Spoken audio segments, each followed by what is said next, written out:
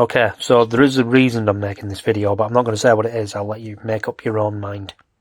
ChatGPT's helped me write the script as well. Okay, there we go. The orcs are the antithesis of what the elves were meant to be.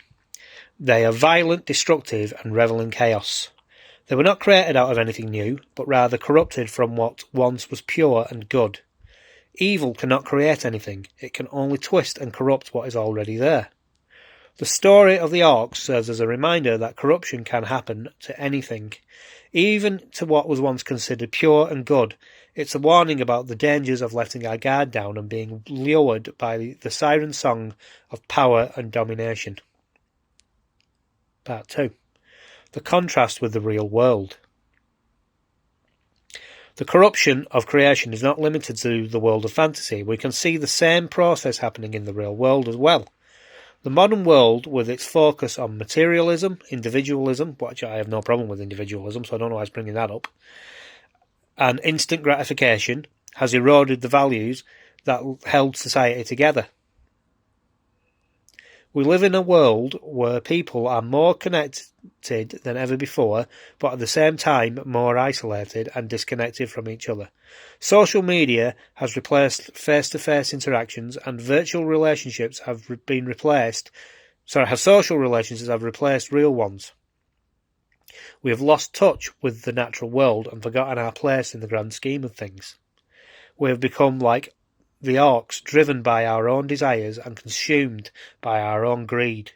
We have become corrupted, and the more we chase after power and material possessions, the further we drift from our true selves. Whatever that means. The warning of our times. Section 3. The Book of Revelations warns us about the times we are living in. It speaks of a time when humanity would be consumed by its own greed and arrogance, and the world would be plunged into chaos and darkness.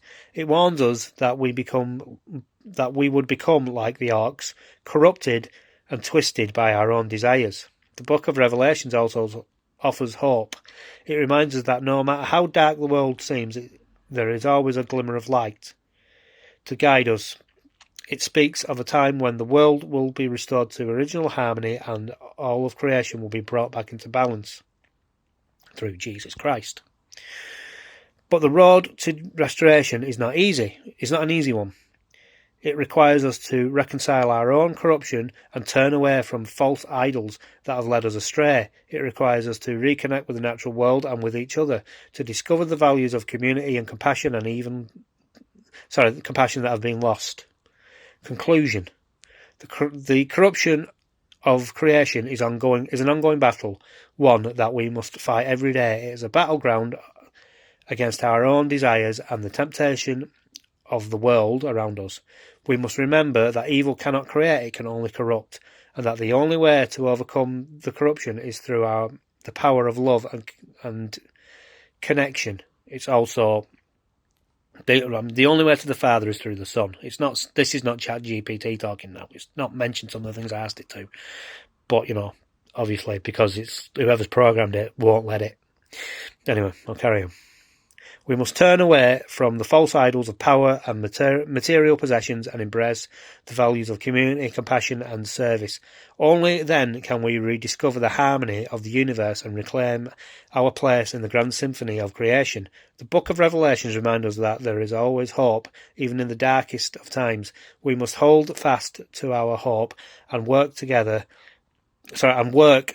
a better world, one that is in harmony with the divine and each other. The road ahead may be long and difficult. Well, if we are in the end times, then, there will be an end to it, but there's going to be a lot of bad things before that happens. Anyway, that's the end of the script. I just want you to think about this. Orcs were these pure things that Melkor took and corrupted. Now think about that. What's being corrupted in these times that's pure? Think about it. That's innocent. That's being told, you're not this, you're that. I don't want to say any more than that. Just think about it, though.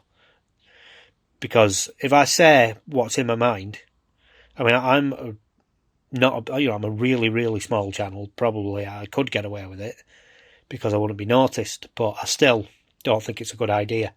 So if you don't listen to anything else I've said, I just want you to think what's happening in the world to like the most innocent group of people. What are they being told and what's happening to them? And that's all I have to say anyway. So thanks for watching and bye for now. Bye.